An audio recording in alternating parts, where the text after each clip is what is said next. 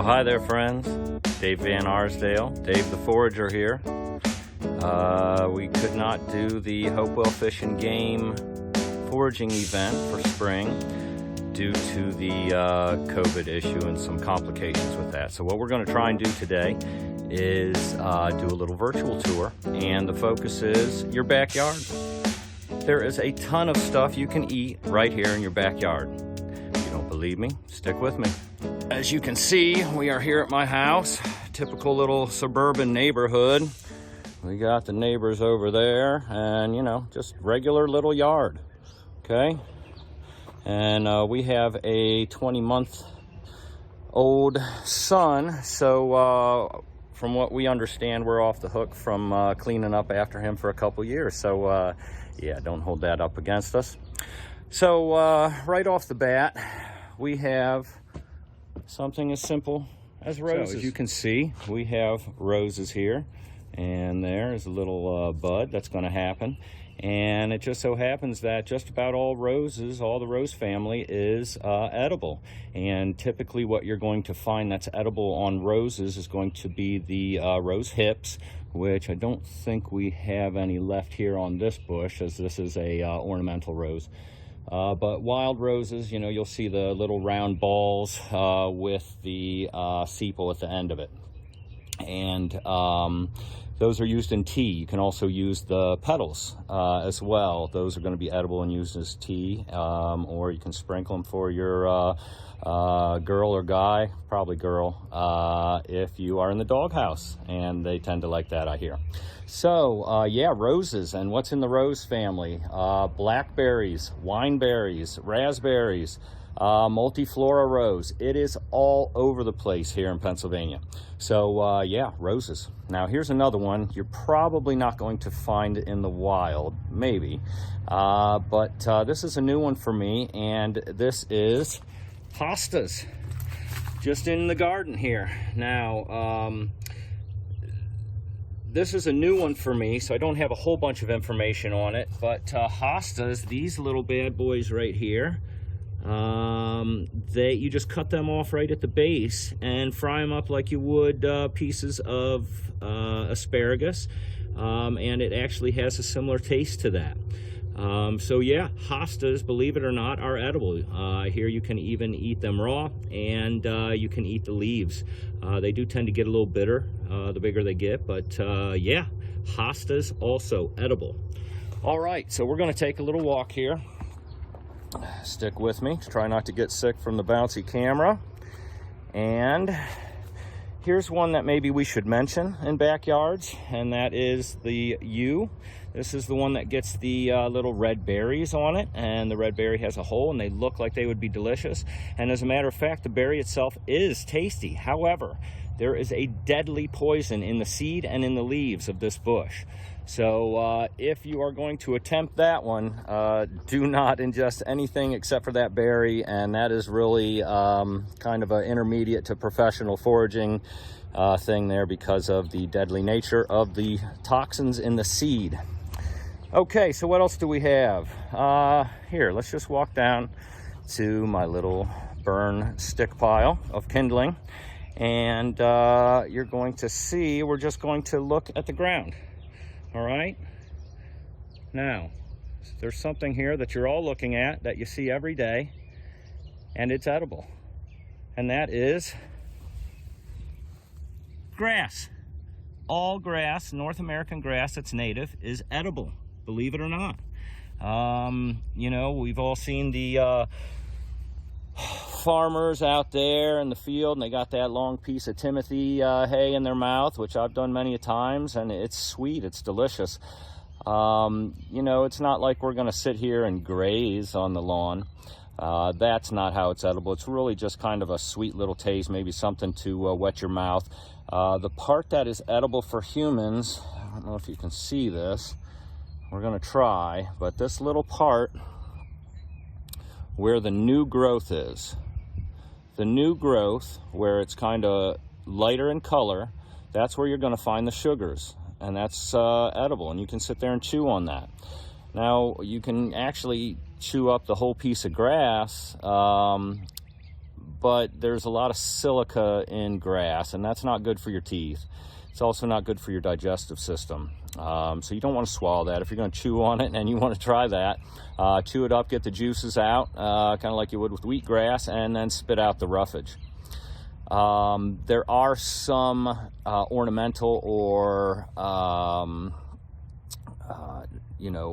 exotic species that you might find in gardens of grass that are actually toxic, especially some of their seeds. But again, those are going to be non-native to North America, and some of those will contain cyanide, so you do want to be careful about that. But for the most part, all native grasses in North America are edible, and grasses across the world, I mean, wheat, rye, sugarcane, bamboo, it's all grass. Okay, so what else do we have here right underneath our feet? Well, I haven't even moved, and I can see at least 3 other edible species of plants. One is right here, and I'll find you a better example of this as we walk on, but this here is called henbit. Hopefully you can see that.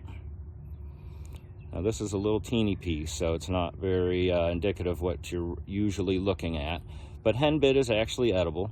It's not my favorite, but it's good for adding to salads, that sort of thing. And it is everywhere. It grows everywhere. It's all over the place. Here's some here, right there some, and here's some more here. It's all over the place. And henbit and chickweed sometimes get confused with each other. But again, I don't eat that very much, but it is edible. So here's the other one, and that's chickweed, and that's just like it. You've probably seen this growing all over the place. Let's see if we can get that in the camera correctly. And chickweed is also edible. It's another kind of a salad filler type of thing. Not something you're going to live off of, or be full and need to sit on the couch and watch 10 hours of Netflix to help digest, but salad filler for sure. Here's another one that I'm sure you've all seen, and let's see if there's a better example close by. Yes, right here. So this stuff right here, if you can see it, a lot of people think this is clover because it looks like clover. Let me get a little thing here. You can see that. Looks like a little clover. This is actually what's called wood sorrel. And wood sorrel is awesome. It's one of my favorites. Wood sorrel is very sour. It's got a lot of vitamin C in it. It's great for a snack. A lot of people call it sour grass. And once we get farther into the summer, I don't know if you can see here in this picture, but this one's starting to get the little seed pods. It gets these little seed pods. I'm sorry guys, this video is not the best quality, but it is what it is. So they get these little seed pods that stick up like fingers, and they're little seed pods, and they're juicy, and those are great. You just pop those off, throw them in your mouth, and chew them up. Really tasty stuff. And I know you know this one, even though there's no flower head on it, but everybody knows this. Here it is, dandelion.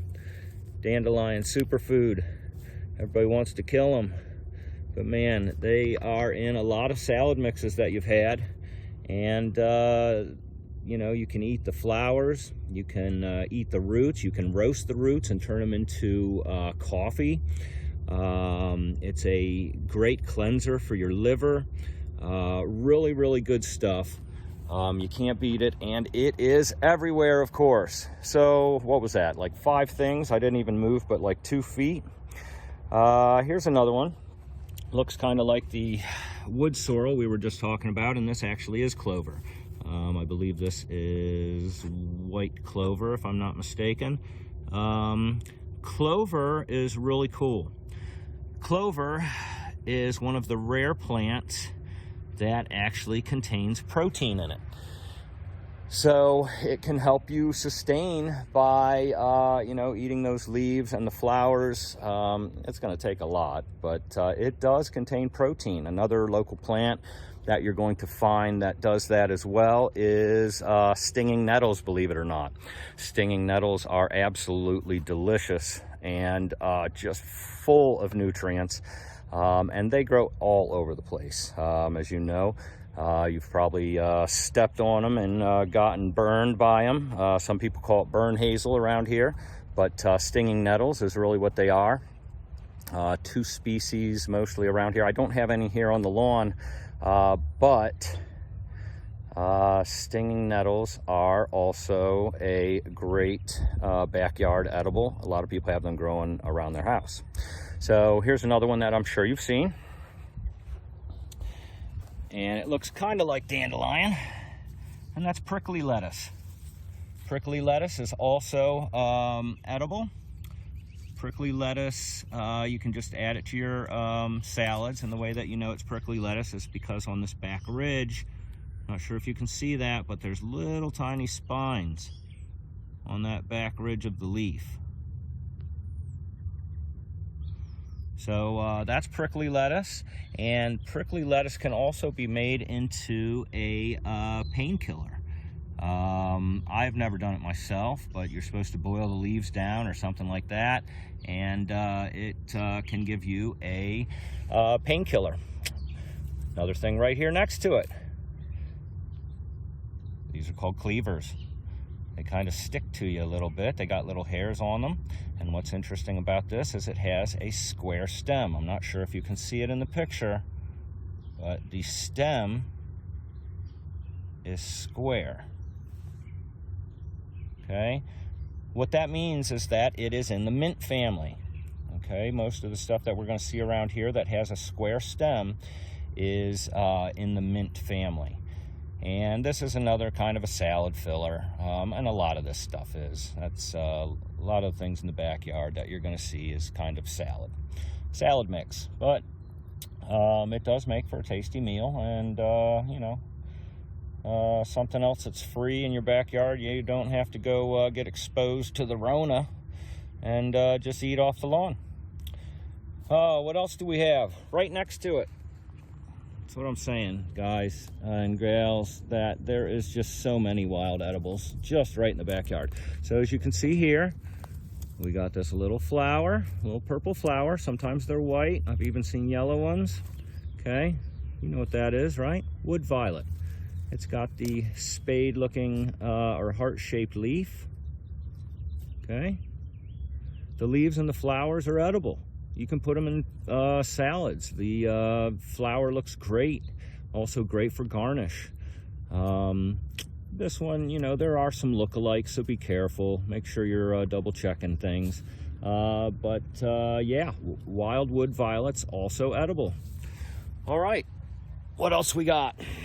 We're gonna take a couple steps here, and you may have seen my post on the Hopewell Fish and Game website, which is where the foraging classes are held. You may have seen the post about garlic mustard. Garlic mustard is extremely invasive. It is everywhere, okay? And when I mean everywhere, this that you see with the white flowers, that's all garlic mustard. This was all clear last year, okay? So here we go, right here, garlic mustard. You can see we are into first week of May, and when it first started, it looked like this. Just these little leaves that almost look like the violet, but they're a little more round, not quite as pointy, don't kind of curl up like the violet did.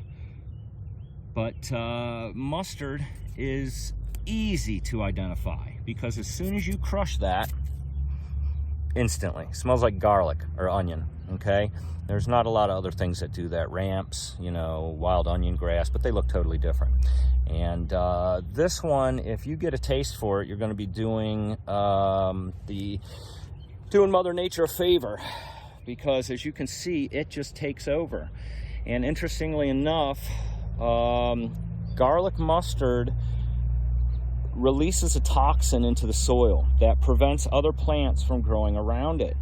And it does that for a number of years. Now, it does kind of govern itself by stopping this and dying back after, I think it's like 4 to 6 years, something like that. But in those 4 to 6 years, this thing is just taken over, and it's so hard to control. You'll find at the state parks, they'll have garlic mustard pulling parties, and they'll make things like pestos or salsas or salads from the leaves. The tender leaves are what's good. These tender leaves, the tender tops are pretty tasty, the flowers, and then what you can see here at the top is the seed pods, okay? These little finger-looking things here.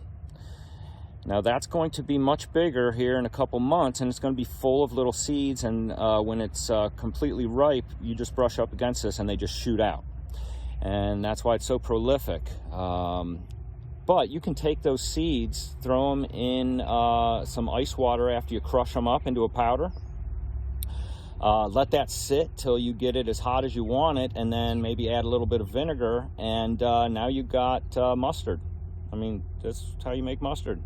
It's mustard, garlic mustard plant. Leaves are tasty, taste like garlic. They can be a little bitter, especially the bigger ones. But again, you can see it is everywhere. Okay, so we continue our little hike here. We have a lot more violets. We're kind of underneath this spruce tree, so not a ton of stuff is going to be growing under here, but the garlic mustard has no problem with that.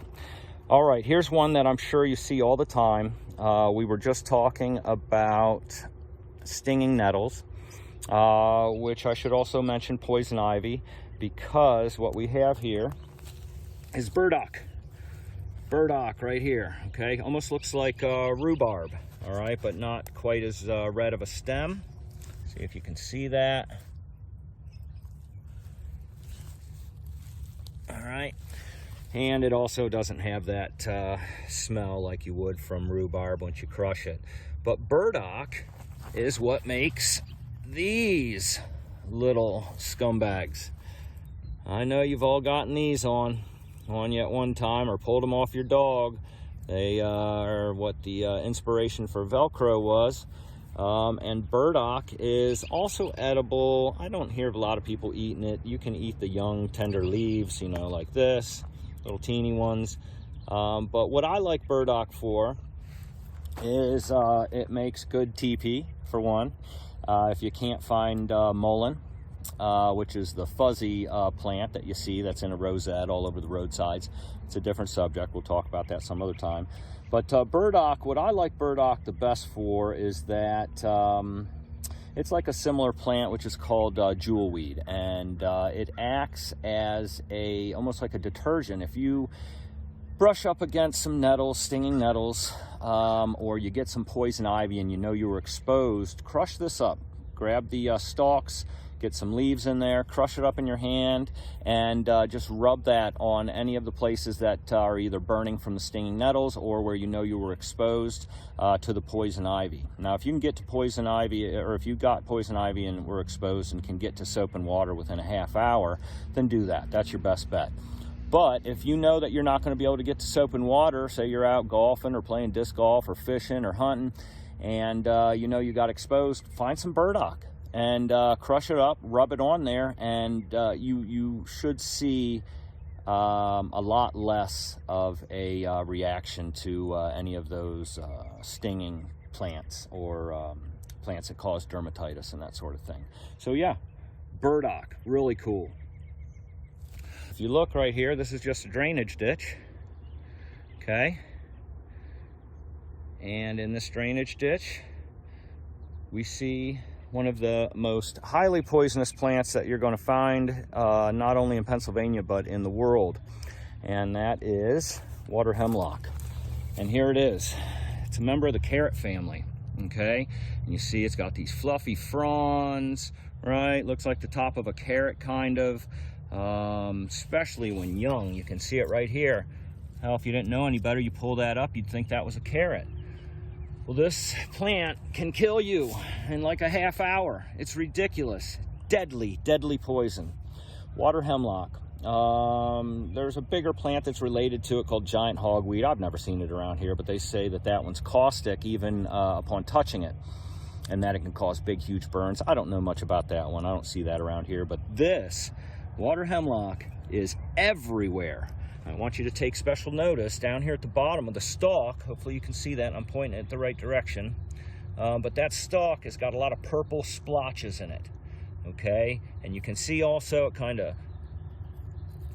binds together with like a sleeve on the different where it branches out. Okay, and then all these little frondy leaves. Okay, that is a deadly, deadly poisonous plant, water hemlock. Do not eat that one. Okay, just as important as knowing some of these edible plants, it's almost more important to know these poisonous ones. Okay, so put that in your memory banks, double check it, research it, and know that plant. Now here's another one in the brassica family, which not the water hemlock is not in the brassica family. The mustard is in the brassica family, which is you know, broccoli, Brussels sprouts, that sort of thing. Plants that are very nutritional, got all kinds of vitamins in them. And this one's related to mustard, and this is called field mustard, yellow mustard, all kinds of stuff like that. What else they call it? I've heard it called rocket. But you can see this is also another mustard plant.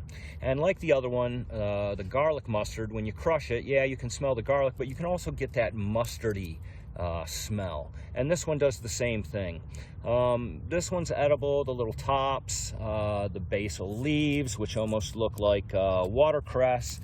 See if I can show you that. It kind of looks like almost like watercress.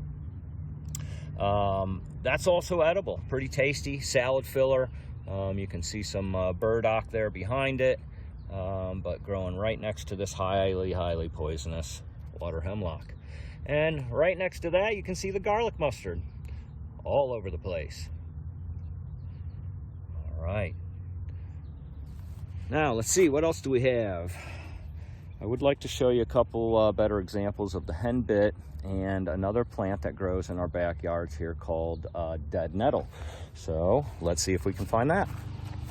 So while we're walking over to check these out, I do want to mention that I'm not a biologist. I am not an herbologist. I have no PhDs or anything like that in my name. I am just a goofy redneck ex-skater realtor kid that has been an amateur naturalist his entire life, learned from his dad and his grandfather, and most recently have been studying a guy by the name of Adam Harriton, and you can find him on Learn Your Land on YouTube. That's the name of the channel, Learn Your Land.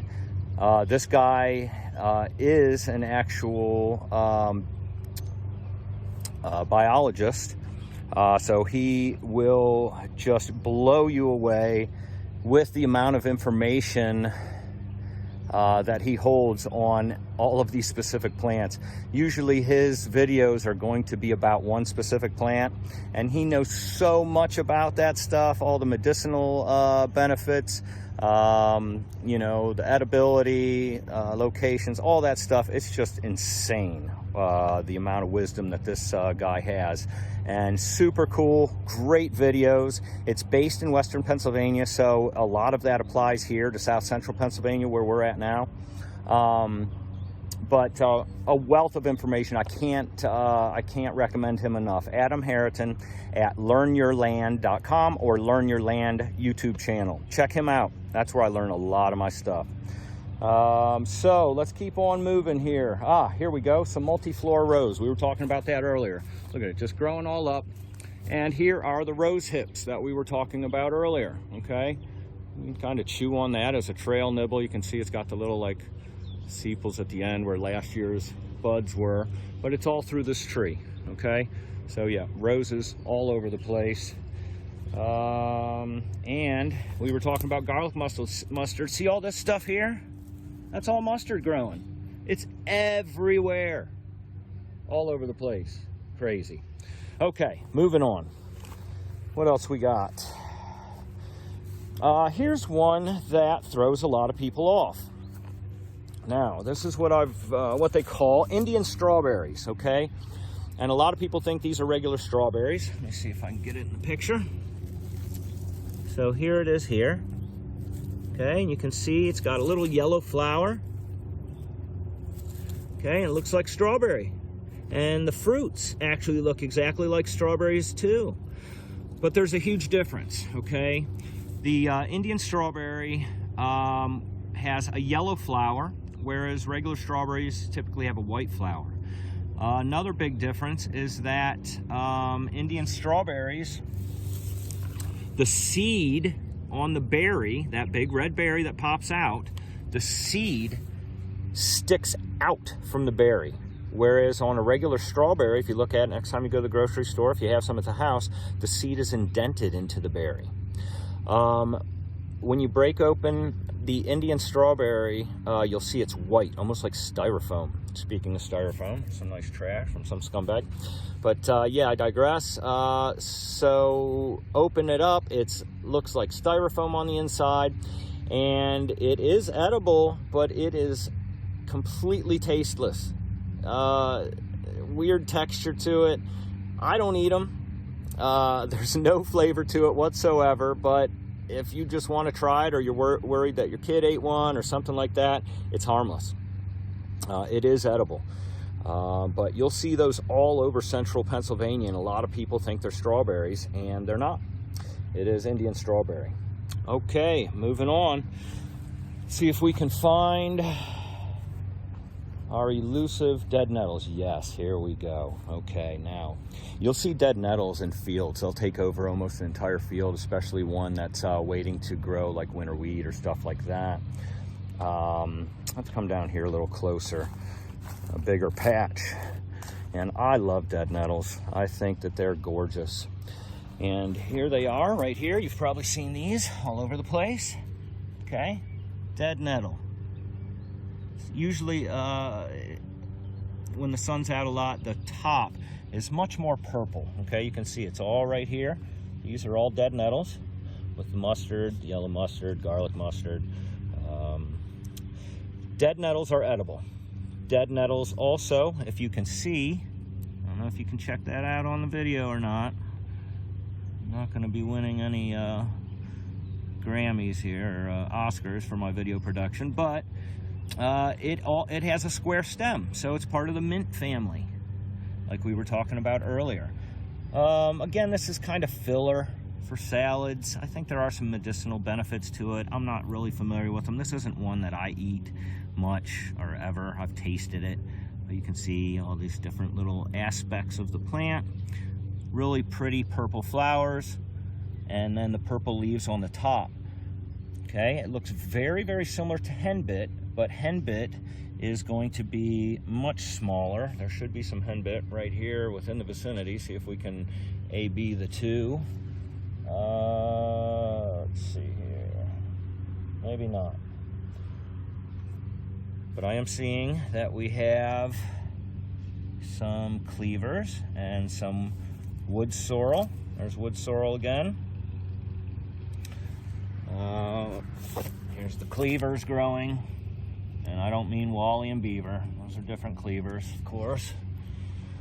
Where's the henbit? No, I'm not seeing any, guys. Sorry about that. I thought we might have some close by. Nope. It's not going to happen. Okay, so moving on. Big open field here that you can see next to Nell's grocery store.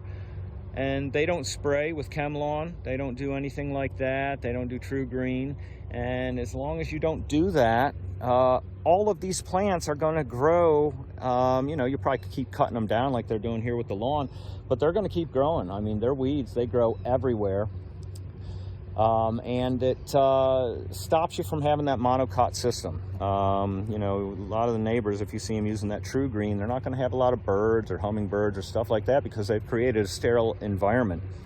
When you have all these different species working together, that creates food for a lot of little organisms, which then goes up the food tree, and that's what gives you the biodiversity and gives you a much healthier landscape typically. You know, to each their own. If you like that true green thing, go for it. It's all good. You know, we're not judging or anything, but if you like to eat free food or check out wild edibles, that's not something you're going to want to do, for sure. You won't see anything except for grass, but at least grass is edible. All right, so we're going to take a quick little walk here, a little bit more. Here's some more cleavers that have grown really big, and they're sticking to my hand. As soon as I touch it, it sticks to my hand. Little teeny hairs. We got some more wood violets down here. Okay, heart-shaped leaves, purple flowers, all edible. Right next to mustard, right next to burdock. All right, isn't that cool? All these things, they're all edible. All right, so I wanted to show you some more henbit. There's one. There's some poison ivy starting. Okay, 3 leaves. It's gonna be a little red here early. But that is poison ivy right there. Don't eat that. But I do appreciate you watching. And all your interest in the posts on the Hopewell Fish and Game site. Thank you to Mike Males for supporting me on this and helping me with it. And all the others there at Hopewell Fish and Game. So I asked for it, and now I got it. Here is a huge patch of henbit. Okay, so we're going to look at the difference. Here we have the dead nettles. Okay, you can see the little purple flowers that are almost pink in this situation, but the tops of the leaves are purple as well. But right next to it, we have the henbit. This is all henbit. Okay, it is also in the mint family. It's got a square stem, but its little purple flowers are down below it, okay, not popping out of the top like this dead nettle here.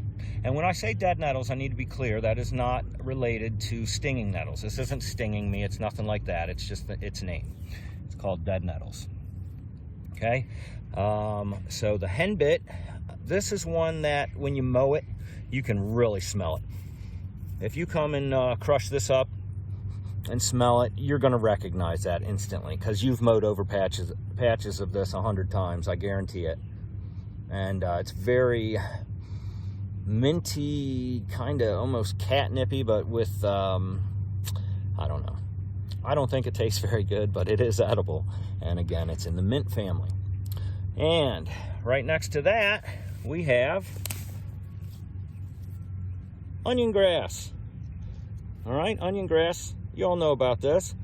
Smells like onion. It's got a little garlic bulb down in the bottom. End of the year, it'll have a like a cluster of bulbs on the top, and those fall off and help to propagate the plant.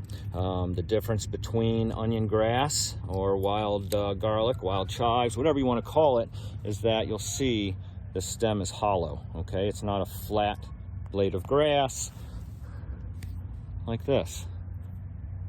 All right, that's flat. This is round and hollow. I use these like chives. I'll get a big handful of the onion grass. Here's a whole bunch right here. This is all onion grass.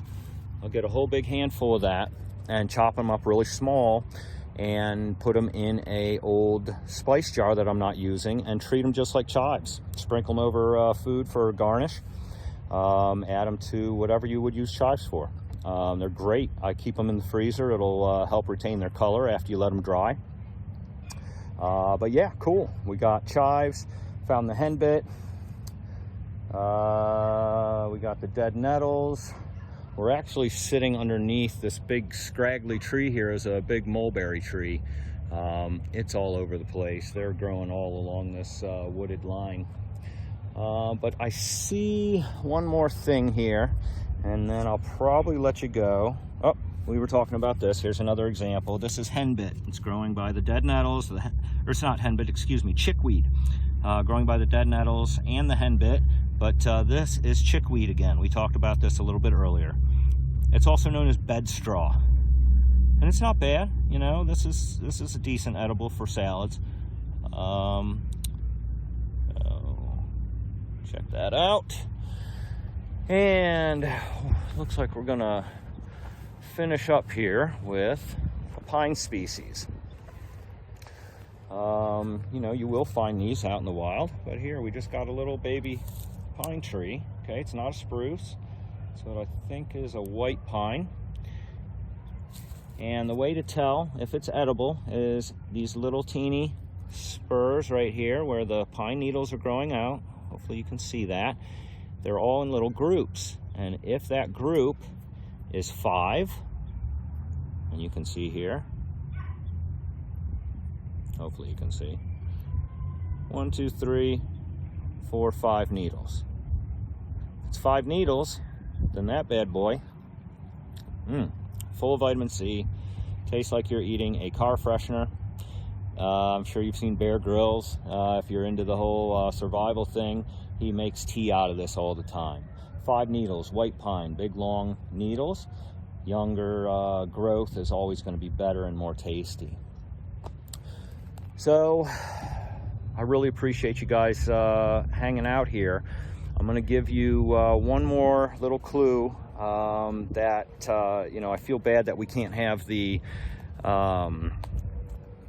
foraging class this May. I was really looking forward to that, and we had a lot of people interested. And one of the stars of the show, the reason I scheduled it for the day that I did is because it kind of coordinates with one of my absolute favorite wild edibles, and that is the locust tree blossoms. Locust trees blossom usually around May, and it usually only happens for a week or less. And these flowers are only good for a couple days. They hang off of the trees in drupes, which is like a long hanging, you know, almost like a vine type of thing with a bunch of little flowers on it. And they taste like honeysuckle smells. And what reminded me of it just now is because I'm standing here by honeysuckle. Now, honeysuckle bush is actually poisonous. Now, the flowers aren't. You know, we've all taken these flowers up growing up here in central Pennsylvania and all throughout Pennsylvania. I love the smell. Oh, honeysuckle is amazing. It smells so good. A lot of nostalgic memories when I get that smell in May and June.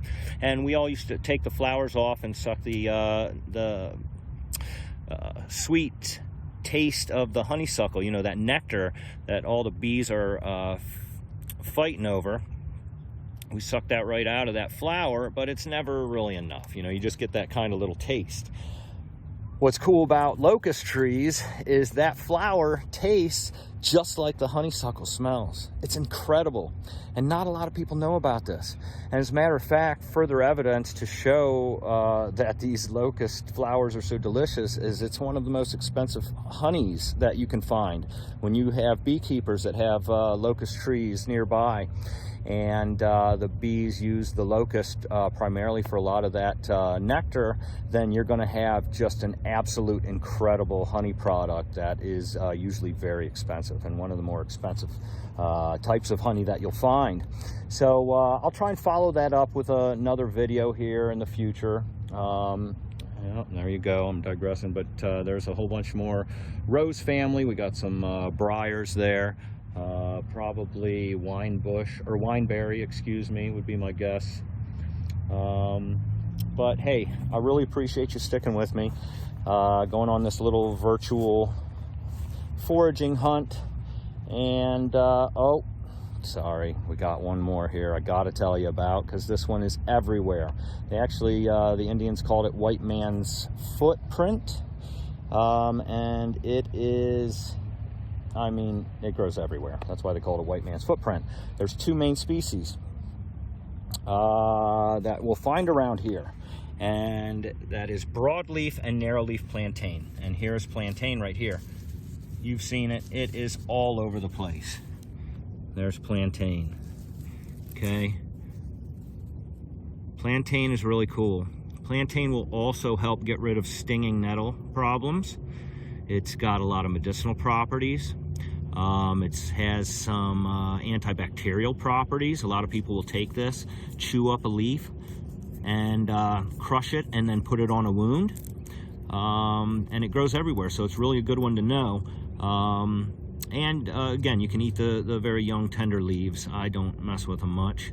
I'm not much of a salad eater, but plantain. This is the broadleaf, okay? I'm looking around to see if sorry, it's terrible camera work.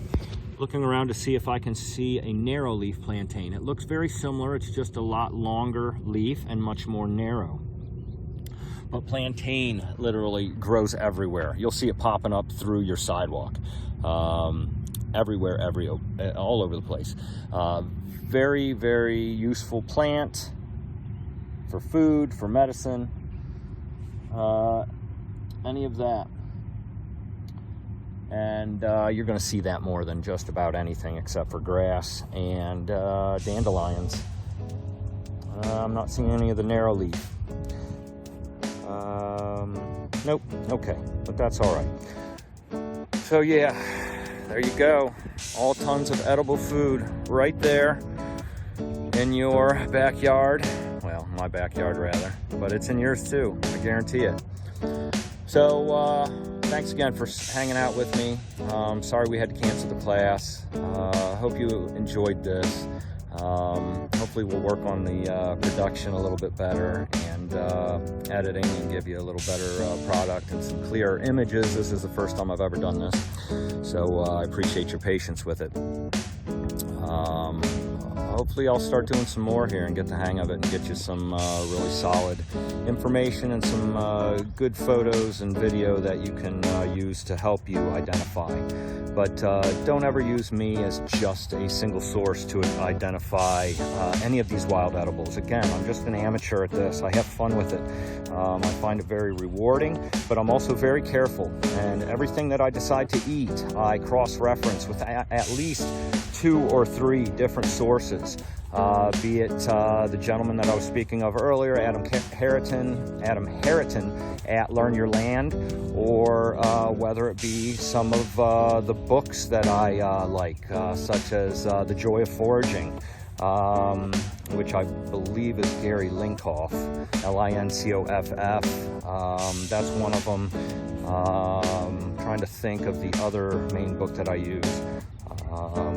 Should have had that available for you. Maybe we'll get that on the next one.